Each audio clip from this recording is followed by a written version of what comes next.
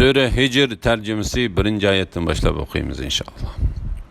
Euzubillahimineşşeytanirracim. Nihayeti şefkatlik ve mehriban Allah'ın ismiyle başlayayım ben. Elif, Lam, Ra.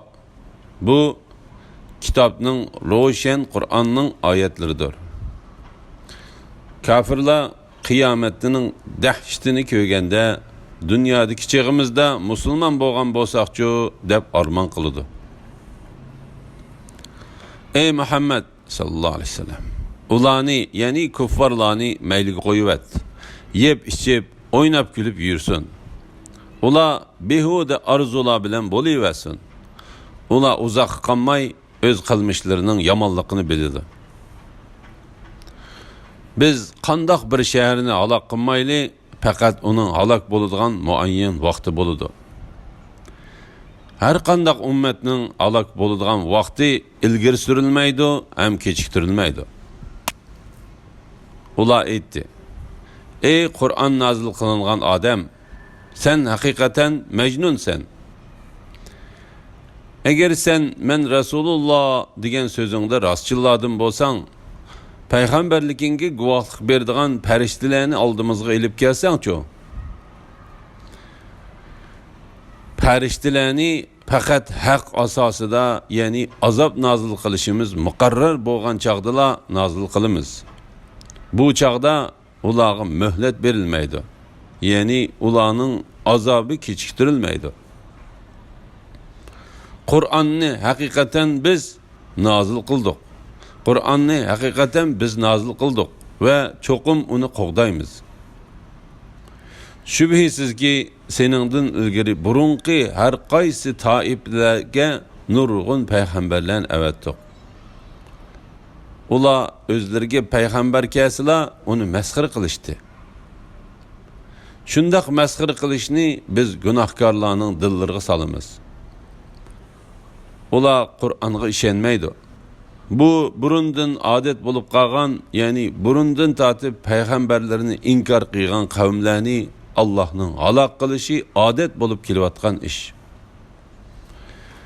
Biz ulağa asmandan bir işik içip bəgən, ula onundan asmanğa örlep alemi ervahni periştilerini köygen takdirdi mi?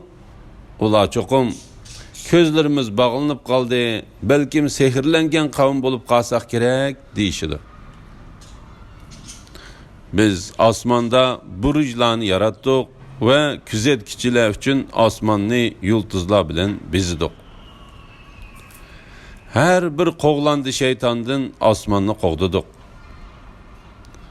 Lekin asman haberlerine uğurluqçı kulak sanmakçı boğan şeytanını roşen akar yıldız qoğlap yedidu. Yani halak kılıdı.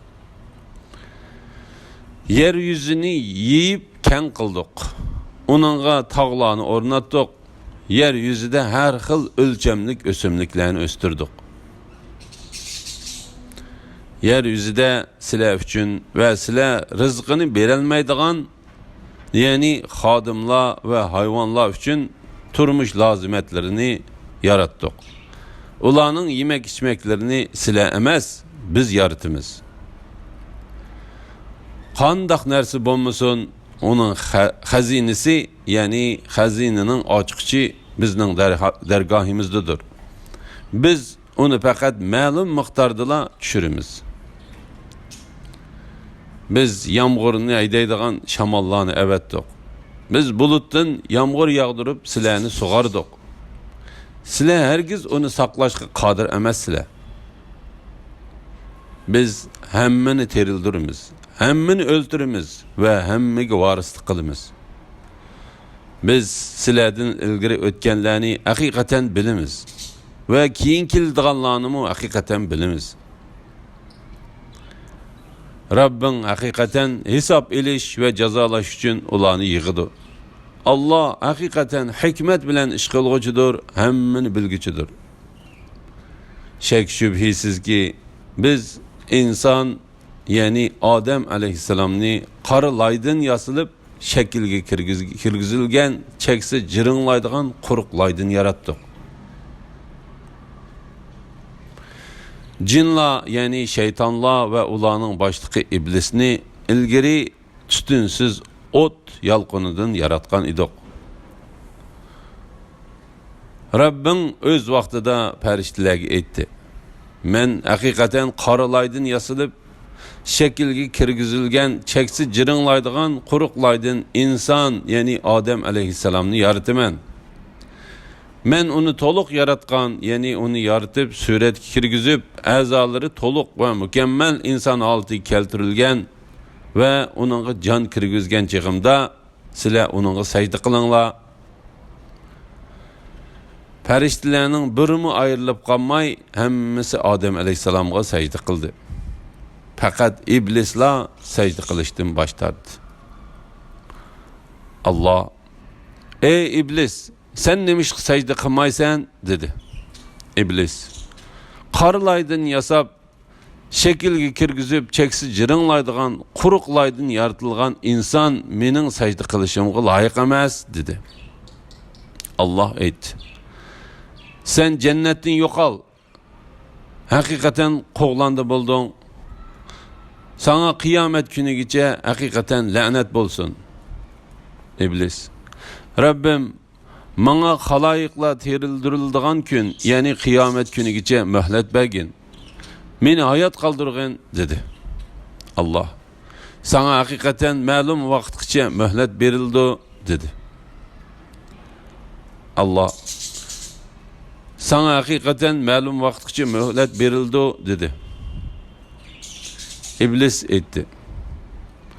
Rabbim, sen meni gumrah kılganlıkın üçün yeryüzüde Adem ballarına günahlarını elbette çıraylık göstermen.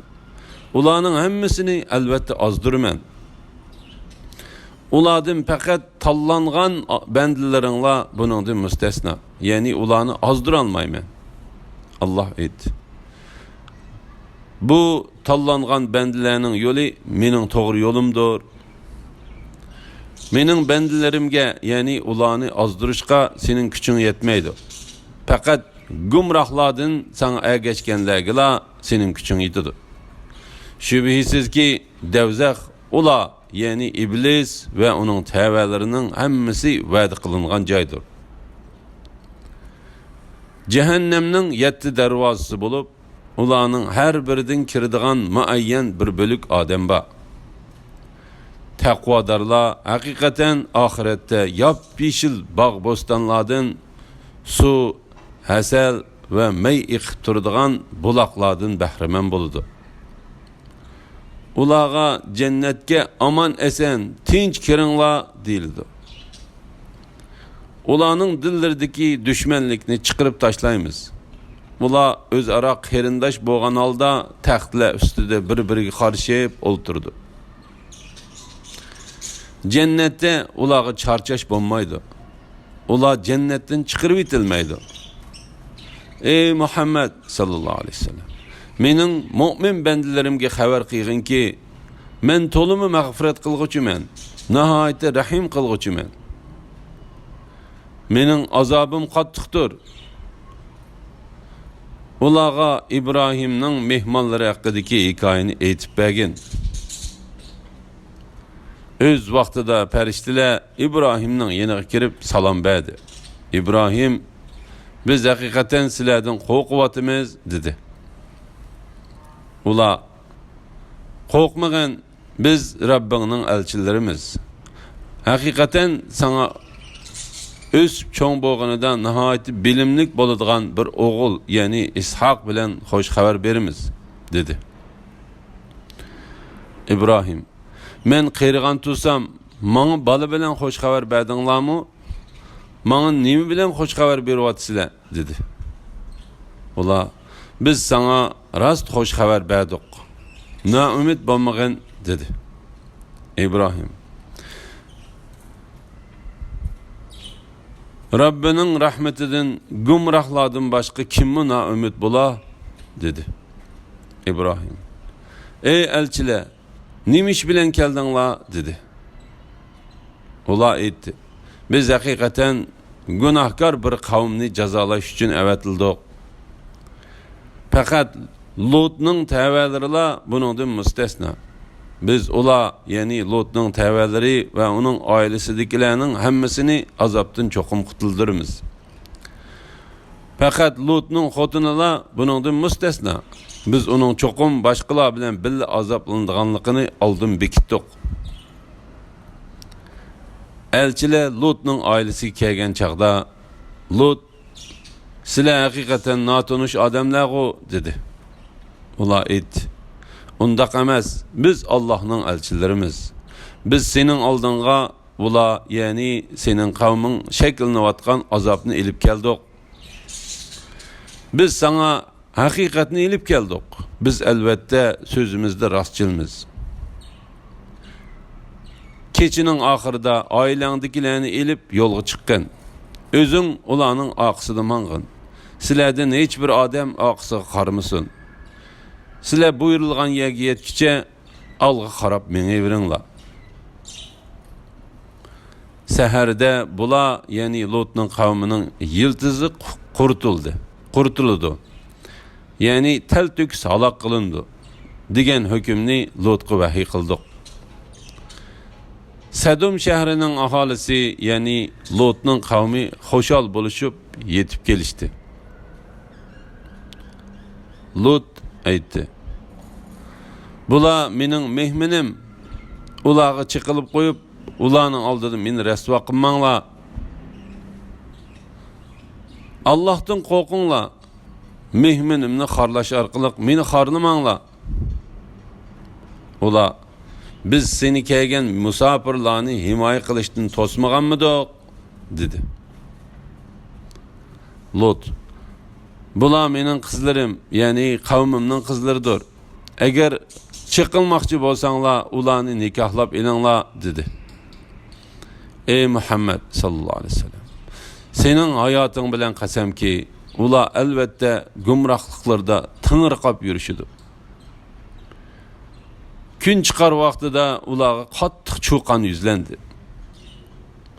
Biz u shaharni ostin ustin qilib etdik, ya'ni ko'mtirib etdik va ularning ustiga yomg'irdak sapal tosh yog'dirdik.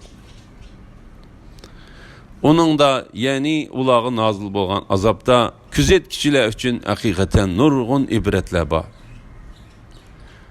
U shahar Qurayshlar Shamga boradigan yo'l ustida haqiqatan helimi mavjud turmoqda. Buningda mu'minlar uchun haqiqatan ibrat bor. Aykaliklar, ya'ni Shuayb qavmi shubhisizki zolim edi. Ya'ni kufrda haddidan oshganlar edi. Shuaybning payg'ambarligini inkor qilganliklari uchun ularni halok qildik. Ular, ya'ni bu ikki shaharning har ikkilisi shubhisizki oshkor yo'l ustidadir. Ey Makka aholisi, ulardan ibrat olmamsizlar? Hijrliklar haqiqatan payg'ambarlarni inkor qildi. Ya'ni ularning Solih alayhissalomni inkor qilganligi boshqa payg'ambarlarni inkor qilganligidir. Ularga mo'jizlarimizni keltirdik. Ya'ni toshdan tish to'ga chiqarishdek qudratimizga dalolat qiladigan mo'jizlarni ularga ko'rsatdik. Ular bu mo'jizlardan yuz o'rdi. Ular azobdan amin bo'lgan holda tog'larni teshib, "Bu bizni Allohning azobidan saqlaydi" deb o'y salatdi. Lekin qattiq cho'qan sahardila ularni halok qildi. Ularning qilgan amgaklari o'zlariga asqatmadi. Ya'ni ularning salgan binolari ularni Allohning azobidan saqlab qololmadi. Biz osmonlarni, zaminni va ulardagi narsalarni faqat haq asosida yaratdik. Qiyomatning bo'lishi cho'qimdir. Ey Muhammad sallallohu alayhi vasallam, nodonlar bilan tang bo'lmagan, ularga chiroyli muomalada bo'lgan. Rabbing haqiqatan hammani yaratquchidir. Bandalarning ahvolini bilib turg'uchidir. Namozda takrorlanib turadigan 7 oyatni, ya'ni sura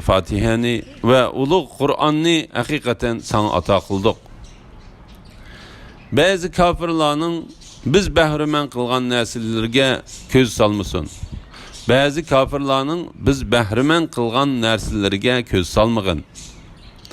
Ularning iymon etmaganligidan qayg'urmagin. Mu'minlarga kamtar bo'lgin. Men haqiqatan sizlarni Allohning azobining nozil bo'lishidan oshkora ogohlantiruvchiman degin.